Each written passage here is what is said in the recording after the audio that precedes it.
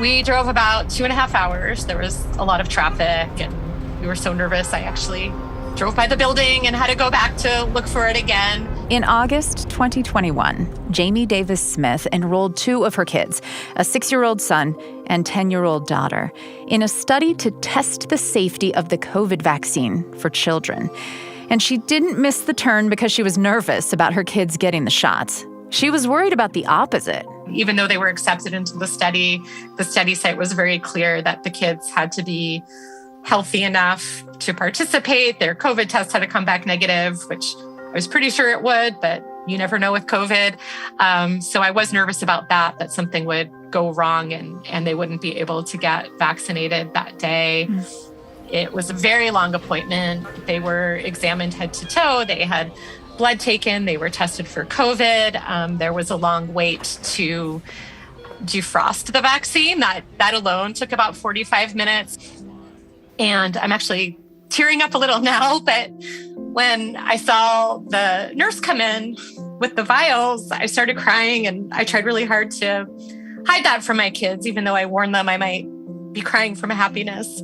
But I just had so much relief and so much gratitude that they would be protected and that we were taking this huge step, not just for my kids to return to normal and to stay healthy, hopefully, but as a society that we had this chance. We were so lucky to be able to help other kids too and get them closer to living a more normal pre-pandemic life. I didn't realize That's an interesting question. I've never heard of it from that perspective. Let's talk about that. I think you need to come over, stand in my shoes. Agree to disagree. This is Top of Mind. I'm Julie Rose. Today on the show, taking risks. We're constantly deciding how much risk we're comfortable with, whether to put on a seatbelt or have your kid wear a bike helmet, or squeeze in one more errand that could make you late for an important appointment, or spend a little more money than you can afford. But the pandemic has forced us to make calculations about risk in ways that feel new and urgent. You or someone you love could literally die from the choice you make to attend a large indoor event or forego a vaccine. But it might also turn out just fine. So we've all been left trying to figure out how much risk we can live with and how much of a threat we think COVID-19 poses for us and our families. To start the conversation today, we wanted to hear from someone taking a risk some parents consider unfathomable. So back to Jamie Davis Smith in Washington, D.C. She has 4 kids. Her 2 teenagers got the vaccine as soon as it was available. That left her youngest, who were 6 and 10. I first started thinking about enrolling my kids in a vaccine trial almost as soon as the vaccine became widely available for adults. Millions of adults around the world had gotten vaccinated, including myself and my husband and lots of people that I know. I really didn't have any doubts that it was safe and effective. And so I did a lot of research. I got them on tons of lists because demand was so high. There were thousands of parents like me across the country who felt the exact same way. And so I decided I'd be comfortable with driving up to 4 hours if I had to get them to a vaccine site. And eventually all of my persistence paid off and they were both admitted to a trial. And help me understand a little bit more why you were so willing even to drive for hours if that was your only option, to get them into a trial to get this vaccine early when, the chances were pretty good that 6 to 8 months from then, all kids, their age would be able to get them. Yeah, well, 6 to 8 months is a long time, especially in a child's life, especially when they're being kept out of school. And my family in particular was being more cautious than most families that I know, at least. And that is in large part because of my older daughter's health issues and her vulnerabilities. She would be at very high risk of complications and death if she were to get COVID. And so if I could get my kids and their sister protected sooner, I definitely wanted to do that. For my particular kids, too, the way the timing worked out, they did get their first dose of the vaccine before school started. I felt a lot better sending them back to school, knowing that they had that protection. You know, kids are a lot less likely to get sick, seriously sick from COVID-19. And you could make the argument that, a lot of people who are enrolling aren't going to necessarily personally benefit so much as kind of benefit the greater good, in their participation. So lots of other kids can get access to the vaccine. But for you, there was a direct family benefit here. Absolutely. And I do know, obviously, that kids are less likely to get seriously ill than adults. But I also read the news, like everybody else, that kids were getting very sick. Some kids were dying. And as somebody who does have a medically complex child, I've been in children's hospital for weeks on end with a very sick child sitting at their bedside. And if I had any chance of avoiding that for my kids, of course, I was going to take it. That's my number one job as their mother, to keep them safe. Did it feel like a risky choice to you at all? I knew there was a risk in getting them vaccinated, but for my particular kids, they were not enrolled in the first arm of the trial, where I think there was maybe more risk. But by the time my kids were enrolled in the trial, the vaccine had already been administered to a very large number of children. And so I took great comfort in that. I also checked with my children's pediatrician. I talked to other doctors that I know, other people who work in the medical field, and they all said they would jump at the chance if they could to get their kids vaccinated. I also talked to my kids about any risk that this wasn't approved for their age. I did tell them that they might have a sore arm, that there might be some other side effects that we don't know about. But I did tell them it would bring them a step closer to being able to see their friends again, participate in all the activities they like. I also told them that the study was necessary to approve the vaccine for kids like them all around the world. And to their credit, they were really happy about that. I also promised them lots of screen time and ice cream in case they didn't feel well. I definitely got their consent to participate. Have you ever enrolled your kids in a medical study before this?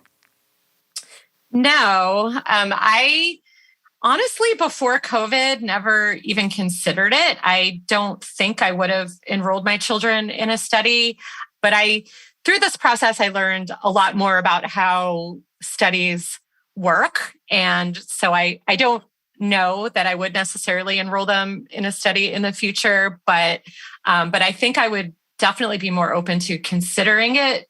How much of an appetite for risk would you say you have generally when it comes to your kids? Generally pretty low. My kids think I am overprotective. But just seeing how much they miss now, I think I have recalibrated my risk, because there are risks to not letting them do things as well. Going to school is the big one. I now think it's worth the risk. They need to be in school. They need to be with peers. They need to be getting live instruction, but even participating in sports, things like that. I'm not as risk adverse as I was before the pandemic. You think some of that'll carry on after, related to non-pandemic choices? Like, if your daughter wants to get a piercing that you would have said no to, or if she wants to go to a sleepover that you normally would have been like, no. Yeah. And it's funny you say that, because my daughter did just ask for a second ear piercing. And I don't know that I would have said yes before, but I actually did say yes. I had, again, this talk with her, similar in a way that she had to take this responsibility for taking care of it herself, and there was a risk it could get infected, all of these things. But I did feel like she, let her enjoy herself. She's had such a hard time. We really never know when life will be disrupted again. And so I have lightened up, I feel like, in a lot of ways. And I do think that will carry past the pandemic. Her kids, by the way, did just fine with both doses of the vaccine. 10-year-old Sarah had a brief headache after the second dose. 6-year-old Adam got a splotchy rash that worried his mom a bit, but Jamie called the clinic and found out it was a pretty common side effect, and it was gone after a few days. At first, it seems strange to us that a parent so cautious about her kid's health would enroll them in an experimental vaccine trial, but she's not alone in that. Maybe I'm categorized as like a helicopter, not necessarily a helicopter mom, but my kids don't cross the street without us there. We hold hands in the parking lot. Yeah, I'm a sort of cautious parent in that regard. Their safety is paramount to me. This is Seema Lakdawala. Her daughters are 5 and 8. Her oldest participated in the COVID vaccine trial. To me, the riskier option is to leave these kids unvaccinated. My risk calculation is perhaps different than others because I know the risk of how viruses transmit. I understand that process in a way that I think very few others do. I also understand the risk of the virus versus vaccination. Lakdawala is a microbiologist at the University of Pittsburgh, and her lab actually studies how viruses spread through the air. And so we were definitely a cautious household. We did not see other people for a while. My partner and I both worked from home. The kids were doing virtual school. And I think that this, again, speaks to what I thought was being risky. To me, risky behavior was, engaging in being in spaces where transmission and the spread of the virus could occur that could either infect my kids or me or my husband. To me, the vaccine was our way out. Thanks to Seema Lakdawala and Jamie Davis Smith for sharing their perspectives. It is a matter of perspective. A risk is something that exposes you to danger, harm, or loss. But what you and I consider dangerous may differ. That's something our next guest learned when she found herself plastered all over the national news as America's worst mom. I'm Julie Rose. This is Top of Mind. It's Top of Mind. I'm Julie Rose. Today, taking risks. What could be riskier than signing your child up as a guinea pig for a new vaccine? But we just heard from 2 moms who enrolled their kids in COVID-19 vaccine trials because, to them, leaving their kids unvaccinated any longer than necessary felt like the bigger risk. On the other hand, many perfectly reasonable parents who also love their children have come to the opposite conclusion. Later in the show, we'll talk to an expert about why people perceive risk so differently. But first, let's explore the idea of risk a little deeper in the context of other parenting choices. Those decisions, after all, can be fraught with such intense emotions and judgment. Here is a mom who learned all of this very publicly. So I'm Lenore Skenazy. I am the founder of the Free Range Kids movement. And now I'm the president of Let Grow, which is a nonprofit that promotes childhood independence. I know you've told this story many times, but would you tell it to us now about how you became the poster mom of free range parenting? Sure. A zillion years ago, literally zillion, our 9-year-old son started asking me and my husband if we would take him someplace he'd never been before here in New York City, where we live, and let him find his own way home on the subway. This was his dearest desire. He kept pestering us. Finally, we decided, we would do this. We trusted him. We trust our city.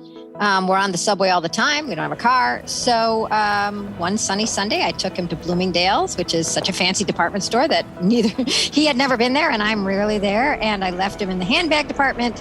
He took the subway home. He came into our apartment levitating with pride and excitement. And I'm a newspaper columnist. So what could I do? I wrote about it, why I let my 9-year-old ride the subway alone. And 2 days later, I was on the Today Show, MSNBC, Fox News, and NPR. So it was sort of an across-the-board fascination with why would any mom let her kid do anything on his own? And that's how I got to be known as America's worst mom. Okay, it wasn't actually a zillion years ago. It was 2008. But she really did get called America's worst mom. And the reaction shocked her because she thought she was doing exactly what a good mom should do. He was excited about doing something that he felt he was ready for. And then it was our job as parents to think, do we think he's ready for it? And we have an older kid who had never asked us, who was 11 and hadn't taken the subway by himself. So we had to calculate what we thought made sense. And we decided, we're on the subway all the time. 6 million people take it every day. It's crowded, but it's not dangerous. And he knows his way and he can read a map and he can speak the language. And we gave him extra money if he needed a cab and quarters because it's so long ago, there were still some working payphones hither and yon. And how did you decide that dropping him off in the handbag section of Bloomingdale's was just the right amount of risk for him? Well, first of all, the handbag department happens to be right over the subway entrance. So it was the shortest point between store and subway. But, it's so interesting that we're even talking about this as framing it in terms of risk, because I think if we take a step back, that's really what's changed the most since I was a kid, which is that when my mom was letting me walk to school, which is long enough ago, I mean, first of all, the 9-year-old who took the subway is now 23. So that's been a long time already. But then go back to my childhood when my mom let me walk to school by myself at age 5 to kindergarten, as did all the other moms in Wilmette, Illinois, where I grew up, just a plain old suburb of Chicago. It wasn't ever framed as risk reward. Risk was not a big thought. Not everything had to be calculated back then. I think that's the newest thing. I mean, really, when I was on all these shows talking about why would you let your kid go? What if he never came home? My mom wasn't thinking, what if Lenore never came home before she let me walk to school? Because there were some things that were so normal, so anodyne, so everyday that you didn't think of them in terms of risk. Just like today, you get in the car and you drive to the store, you drive your kid to drop them off. You're not always thinking, what is the risk? What if I get T-boned? What if there's a drunk driver? What if somebody's speeding? What if my brakes fail? The same way we don't go through all the worst case scenarios before we drive, we didn't used to go through the worst case scenarios and every time we took our eyes off our kids, and now we do. Why do you think that is? What's changed? Yeah, 14 years I wake up asking myself that question. And I think there's a lot of reasons. One is, of course, we're so much more aware of bad things that could possibly happen because the media is so omnipresent in our lives and the media needs to make money. And so they show us the stories that will get the most attention and hence the most advertising dollars because the most people are watching or listening. And that's the story of something tragic that happens to a kid, especially if it's a white middle-class kid and the parent thought she was okay. That's like the favorite thing. They just let her child walk home from school. She just let her child wait in the car. I mean, they will find the stories that like put a needle in our spine, And when you ask your brain, hey, is it safe for my kid to walk to school? Up come the worst case scenarios because they are the most easy for our brain to retrieve. They span 40 something years of the worst stories that have happened in America. But we think because they were so easy to retrieve, they're relevant. So my mom didn't have the internet. She didn't even have cable when I was growing up. So she wasn't populating her brain with these horrible stories every time she thought, I wonder if my kid can walk to school. It was just, everyone's walking to school. That seems fine. That's one of the reasons I think we do these calculations.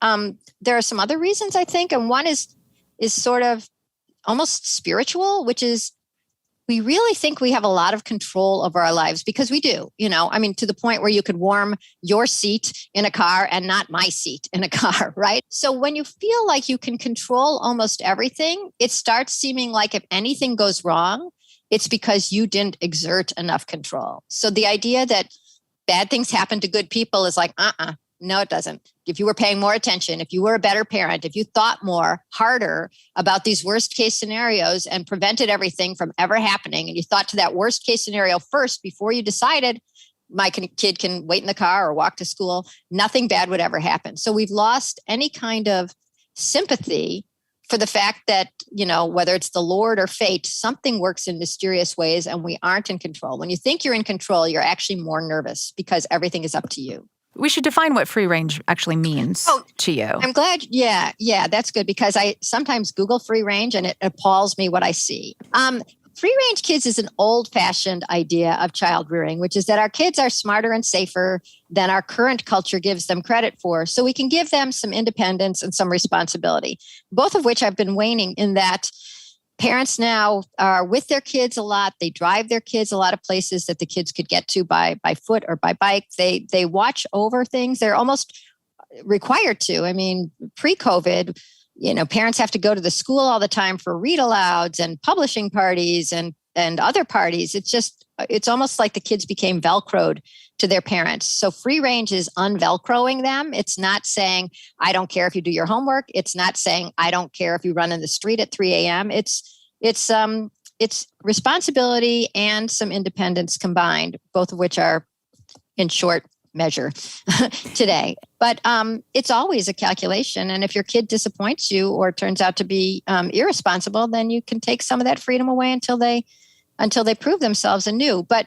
what's different from today is there's almost no way for kids to prove that they're ready to be unsupervised at any point because they're never unsupervised. You're always with them at the soccer game, or you're trailing them or tracking them by phone, or you're there picking them up and taking them someplace new. So I really feel like, let me ask you this, okay, Julie, tell me, think back to something that you just loved doing as a kid, okay? I'll give you a second or two. Think back to something that really, you were happy when you were doing that, or it was really exciting or really fun. Can you think of something? Mm-hmm. Yeah.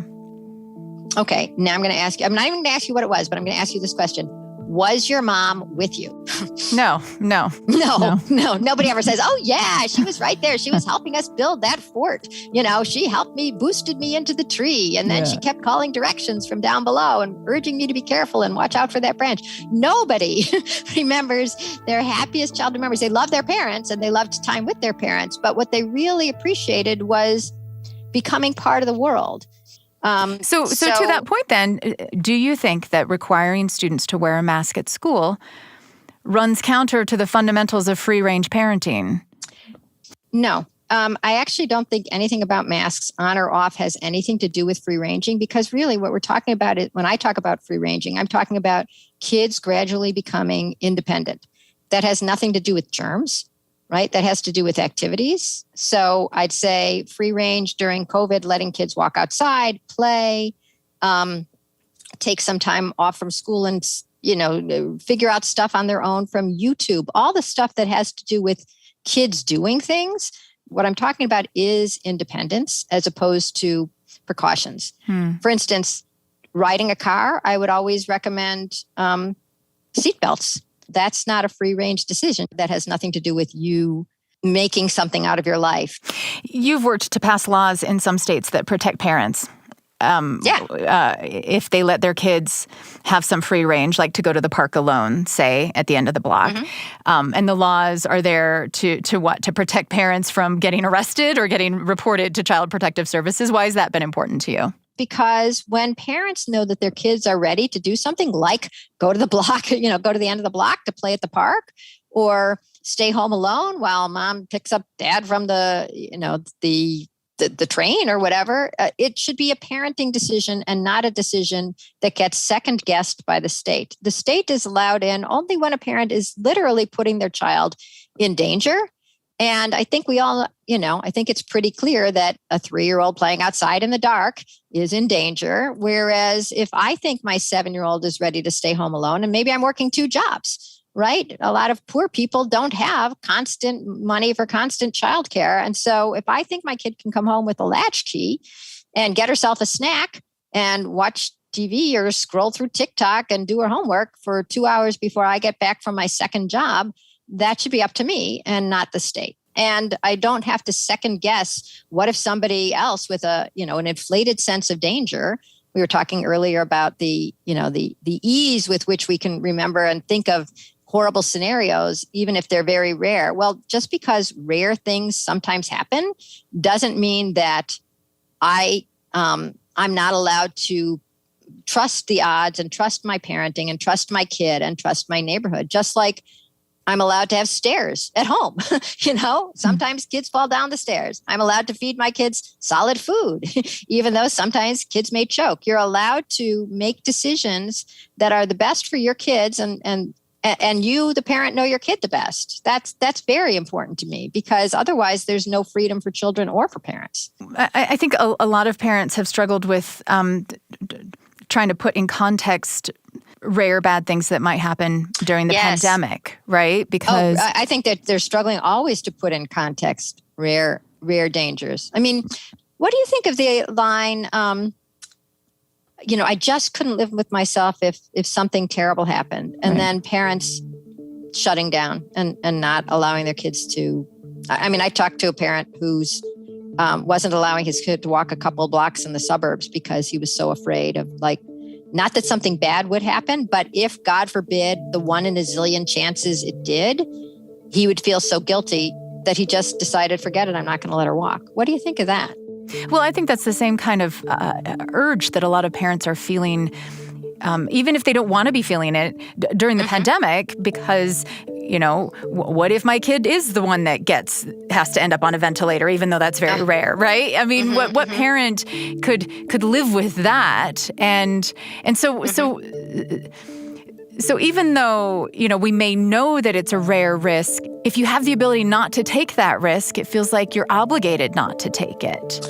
Yeah. I mean, really, when I talked to that dad who wouldn't let his kid walk a couple blocks, it was as much about fear of almost not only blame from the world, but self-blame. He really thought he couldn't live with himself. And that's where I get back a little bit to, we were talking originally about, what are parents scared of? And I think the reason that parents are really scared is because there's this false idea that you do have control, that if you do everything right, your kid won't get sick. And if your kid does get sick, you obviously are to blame. There's no sense of forces beyond our control. And I think that's driving parents crazy. I mean, I think that's why no kids are walking to school. I think that's why, parents have had such a hard time during COVID and really during any time of child rearing in the last 20 years, because the sympathy and the empathy are missing. And that makes it more scary to be a parent, because once again, if you were a good parent, your child would be fine. And by the fact that your child is not fine proves that you are a hellish, almost demonic parent. So what can a parent do to ease back from the high alert that they've allowed themselves to get wrapped up in? Are there ways that a parent can reorient themselves and become more comfortable allowing their child more independence? Oh, I really appreciate your asking, because that is basically the big goal of Let Grow, is to make it easy, normal, and legal again, to give your kids some independence. And it is very hard to be the only parent who, for instance, let your kid ride the subway.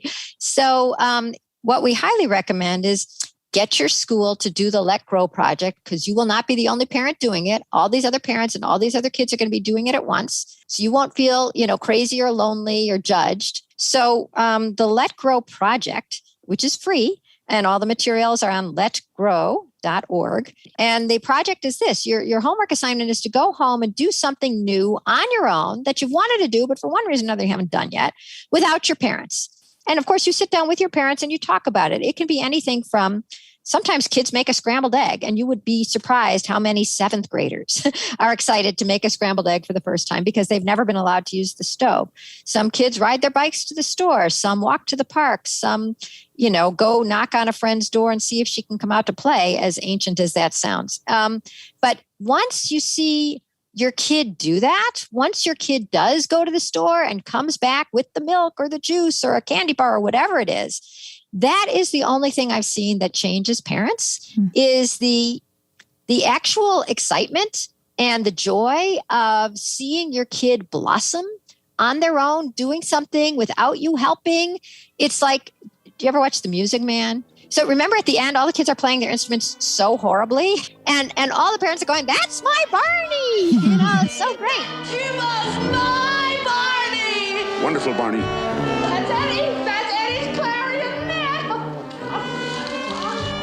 Linus, play to me, son. Play to me.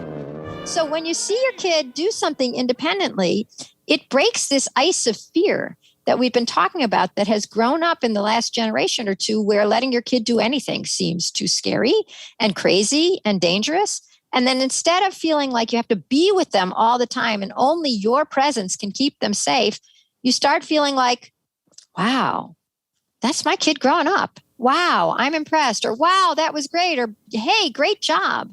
Or even if it was a bad job, even if they fell or they ran part of the way home because they were scared, at least they did something on their own. And as parents, we have kids so that eventually they'll be here when we're gone. And so when you see that your kid is going to be okay doing something on their own without you, it is an existential joy and it rewires your brain.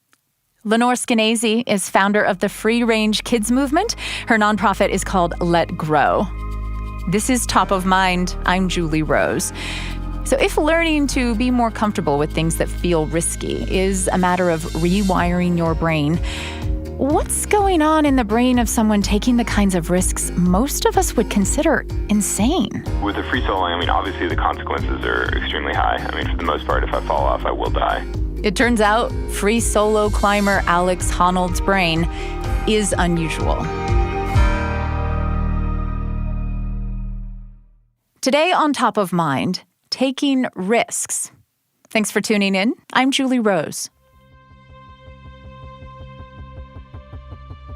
What was really extraordinary about Alex's brain was the fact that we kind of found nothing where we thought we should have found something. Neuroscientist Jane Joseph studies people who are serious thrill seekers. High sensation seekers, she calls them. People who abuse drugs or take really risky gambles.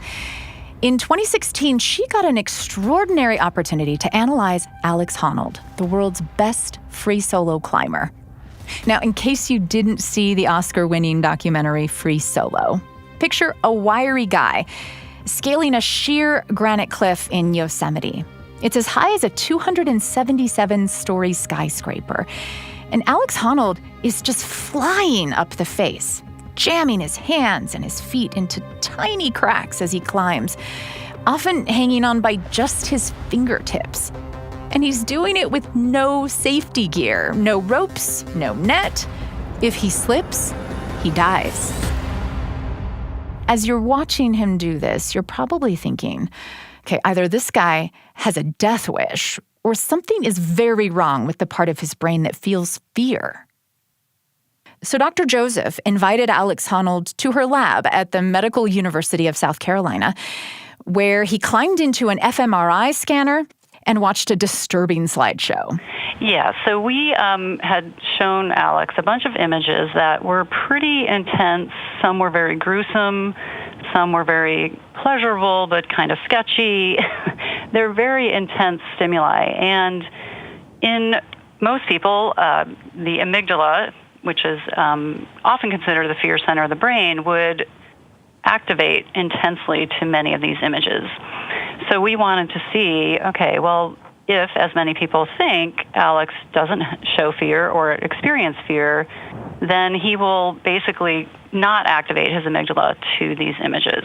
And in fact, when he came out of the scanner, he's like, so was I supposed to be aroused by those images? You know, he was pretty skeptical that those images would do anything, certainly for himself, but for other people. So this is basically what Dr. Joseph expected to find. It takes a lot to get a fear response out of the amygdala of a high sensation seeker, like somebody who solo climbs cliffs without safety gear. Alex Honnold scored off the charts. But then he took a bunch of personality tests, and that's when it became clear that he's very different from most thrill seekers. What the typical high sensation seeker that we study is lacking is this idea of self-regulation and self-control or conscientiousness, where we discovered in Alex, by having him do these personality tests, that he was actually much higher than the average high sensation seeker on this conscientiousness trait. So we think that together with his, clear sensation-seeking tendencies, makes him a super sensation seeker that, yes, he seems crazy doing risky stuff to the rest of us, when in fact he's also incredibly self-controlled and self-disciplined. It's true. Alex Honnold is known for his meticulous preparation as much as he is for his climbing abilities. I actually spoke with him back in 2015 when he published a memoir called Alone on the Wall. And we kept coming back to this conscientiousness trait, though he didn't call it that.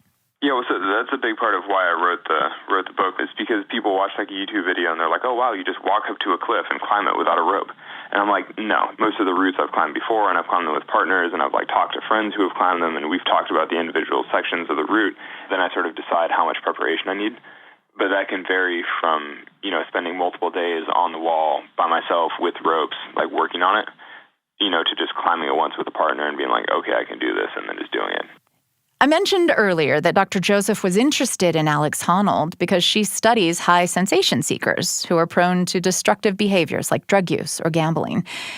But Honnold has absolutely no interest in those things, which is probably due to this unusual mix of being a super high sensation seeker who is also super conscientious. And there's another personality trait that I think is worth mentioning here. Dr. Joseph found Honnold scores very low in neuroticism, which is linked to anxiety and excessive worrying. Honnold is so chill. His nickname in the climbing world is No Big Deal because nothing seems to faze him. So it takes a lot to trigger a fear response in his brain, and he rarely gets caught in an anxious cycle of negative thoughts, which means when anxiety does strike, he takes note. Whenever I think about the route, it just turns into unstoppable fear and thoughts of death, then clearly I'm not prepared for it and I should not go solo it. And I mean, there have been routes over the years where when I thought about it, it just filled me with dread and then I just didn't solo it or spent longer preparing, years later, revisited it or whatever. And he is not afraid to stop climbing if something feels off. I've climbed halfway up some of the walls in Yosemite and been like, oh, today is not my day, and just climbed back down and gone home. And that's kind of an important thing, I think, if you plan to free solo very much, is know when to say when. Alex Honnold gets pretty tired of people asking him why he takes such wild risks. And he likes to point out there is a difference between risks and consequences. Risk is the actual chance of falling off. Risk is the likelihood of something terrible happening. Consequence is just what happens, how severe the consequences will be. And so with the free soloing, obviously the consequences are extremely high. For the most part, if I fall off, I will die. But and you can tell that just by seeing a photo. If you look at any picture, you're like, wow, the consequences are super high. But people conflate that with risk. They see the photo and they're like, oh, wow, you're rolling the dice with your life. And you're like, well, that's not really the case, because the likelihood of falling off has to do with my level of fitness, how secure the climbing is, the style of climbing, the weather conditions, my level of preparedness, all those kinds of things. And you can't judge any of that by seeing a photo. He also has a more seize-the-day mentality about life than a lot of people. That may be related to having lost his father to a heart attack at the age of 55. Alex was just 19. At the time, it was just one of those crazy things that happens. And then, you're not like, oh, wow, I'm having a life-shaping experience right now. But now looking back on it, it probably has sort of changed my perception of risk a little. Because the thing is, anything you do in life has risk associated with it. That can mean sitting on a sofa your whole life. There's still risk of heart disease, cancer, whatever. There are lifestyle, risks associated with that. And so it annoys me that, somebody who's completely sedentary can shake their finger at you like, oh, you shouldn't be taking risk. And you're like, well, you're taking a risk too, but it's just not quite as obvious. It's not quite as overt. But it's just a matter of choosing the risks that you want to take and taking them open-eyed. Deciding this is the way I want to lead my life, and these are the things that are important to me, and I'm willing to take risk for some things and not for others. What Alex Honnold is talking about there is a kind of rational calculation of risk and reward and priorities that psychologists used to think we all did anytime we made a choice. Yes, there's a long history in the evolution of that concept. Meet Paul Slovic. He's a professor at the University of Oregon, a pioneer in the psychology of risk and decision-making. When he started researching risk in the 1950s, the dominant theory was... It was like, we had this little computer in our brain that would take into account the probability of something happening and then the seriousness of the consequences if it did happen. And, all this was very, what we would call it, analytical thinking. But the people in Slovik's experiments were not being very analytical at all. In fact, their risk decisions often made no sense. Like one study where Slovik asked people how concerned they were about being exposed to radiation. Sometimes people would say they were really worried. Sometimes they weren't. But it was the same radiation, just coming from different places. If we see the source of the radiation as beneficial, like in medical treatment, then we tend to perceive the risks as lower. And if we see the source of radiation as coming from some place that we don't feel we're getting benefit from, that's important, like a nuclear power plant, we can get electricity other ways, then we tend to see the benefits as low and the risks as high. So in the mind, risk and benefit go in opposite direction. And we found that in research, and we puzzled over that for a while. That is, what we learned is that the reason that we judge risk and benefit for some activity to go in opposite direction was because we started by first consulting our feelings. Do I like this activity or not? If I like the activity, then I will judge it as high in benefit and low in risk. If I dislike it, I will judge it as low in benefit and high in risk. So the feelings come first. Those findings gave rise to Slovik's big contribution in the field of risk psychology. That most of the time, our decisions about risk are driven by our feelings. Most of us are not as good as Alex Honnold at assessing the actual risk of something without letting emotions muddy things up. This is built into us that our brain doesn't vet information that carries feelings. That is, we don't question our feelings. We accept them as valid and truthful, and we respond that way. There is good reason for this. Our feelings are actually a very sophisticated mental compass that guides us through our day. And this was with us, from the early forms of human beings. When we lived in caves, we didn't have science to do studies and to give us data and statistics and analysis and cost-benefit or risk-benefit analysis. We did it through our senses. We focus our attention on something.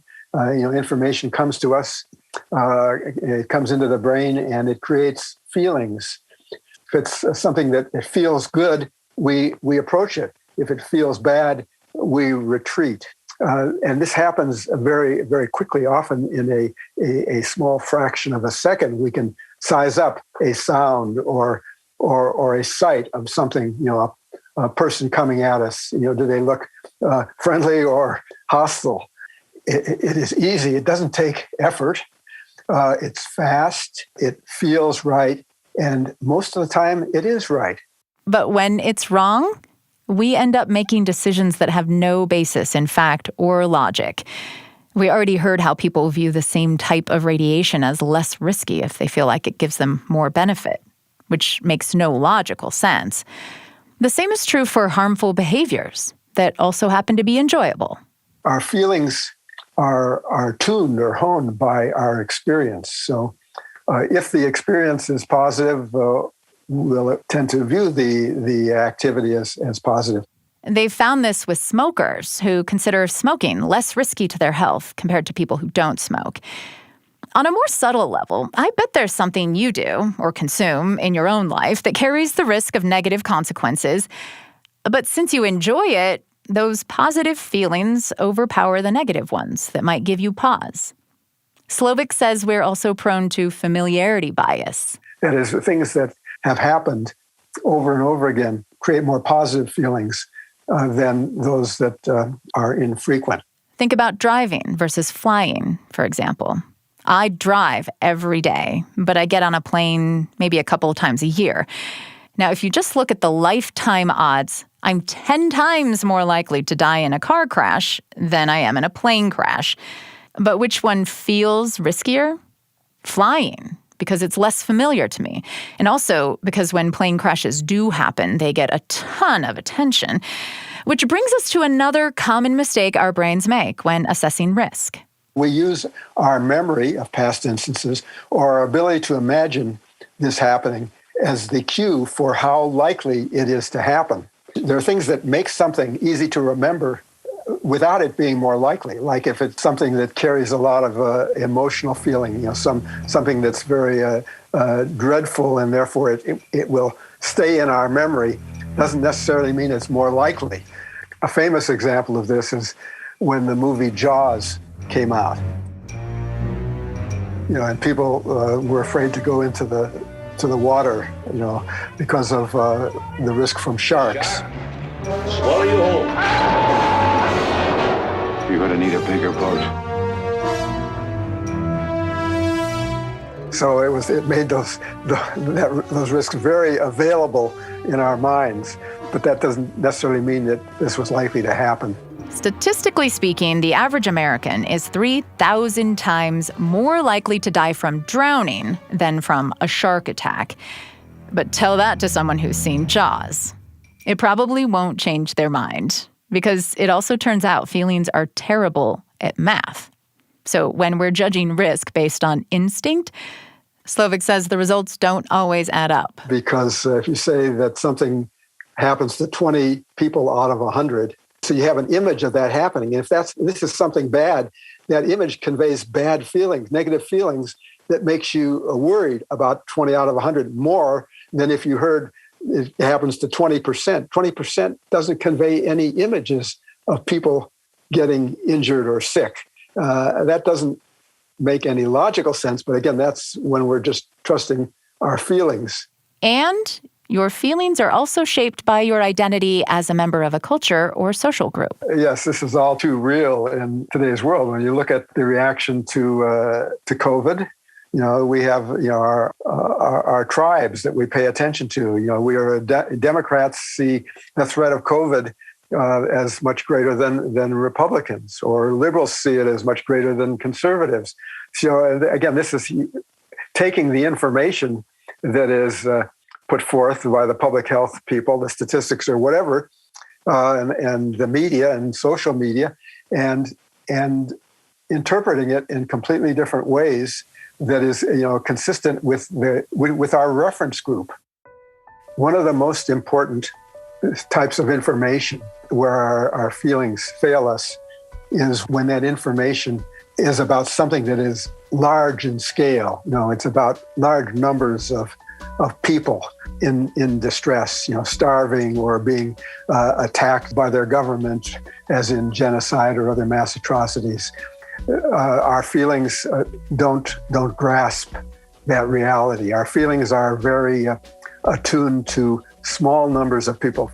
If you see one person nearby who's suffering from something and you feel that you can help them, most people will jump to that and do their best to help this person, even at risk to their own lives. We see it all the time. If someone jumps into a lake to rescue someone who's drowning, even though it's at a risk to themselves. But if you see two people at risk, you don't feel twice as concerned. You may feel slightly more concerned, but not twice. And if there are 6 people nearby in danger, and suddenly you see, there's another person, it's really 7, you probably won't feel any more concerned. Our feelings, they quickly lose sensitivity. You may actually become less concerned. That is, as the numbers get bigger, you lose feeling, and they just become numbers, and you may then turn your back on the problem because it doesn't convey any emotional meaning for you. And we call this psychic numbing, this insensitivity to dangers that are large in scope. And it's relevant not just to people, but also to non-human life, like species that are threatened by extinction. How do you overcome the numbing that happens when the numbers of people affected by something get larger and larger? One way to address that is through conveying information about the individuals represented by the statistics. So give stories or photographs or names of people, affected by whatever it is you're concerned about, rather than numbers. The numbers don't do it. So what does it take to slow down your thinking when you're making a risk assessment? If you want to make a more, reasoned, logical assessment and not let feelings kind of just guide it all, how do you do that? Well, the easiest way is when you're tempted to react instantly to some message or information that conveys very positive or negative feelings, is to pause and to say, wait a minute, let me spend a little more time thinking about this before I act. In other cases, what it takes is to pay attention to experts who have done the slow thinking for us, not necessarily to say that we should blindly follow scientific advice without thinking about it ourselves, but we ought to respect science and expertise. Slow thinking has to be about what matters to us, what outcomes are important to try to achieve or to avoid. And then also think about separately, try to separate that and think about how likely these consequences are. I mean, just sort of run through these in your mind. What is important to you? Try to make your choice sensitive and consistent with your values. This happens all the time with COVID, where we've got a conflict between sending our kids to school and helping parents go back to work and helping the economy, but posing a risk to the kids. And I think we would say that the children their health is important, but when push comes to shove, we've got to get back to work. I mean, there's no easy solution here, but at least you have to wrestle with that. If you think fast, you focus on one of these outcomes and not the other, and you may leave out important considerations. Paul Slovic is an expert in the psychology of risk and decision-making. He's a professor at the University of Oregon, heads the Decision Research Institute there in Eugene. And his books include The Feeling of Risk and The Perception of Risk. Professor Slovic, thank you so much for your time today. You're very welcome, Julie. And thank you for taking time to think slowly with us today on Top of Mind. It is so easy to look at another person's risk assessment that seems completely illogical and chalk it up to that person being irrational or ignorant, when really none of us is immune to the faulty logic of feelings. Top of Mind is a production of BYU Radio. Today's episode was produced by Keely Gibson and me, with editing by Cleon Wall, Ciara Hewlett, and Ian Puente. We had sound design by the post-production team at BYU Broadcasting. Our theme music was composed by Katie Pierce. I'm Julie Rose. We'll talk soon.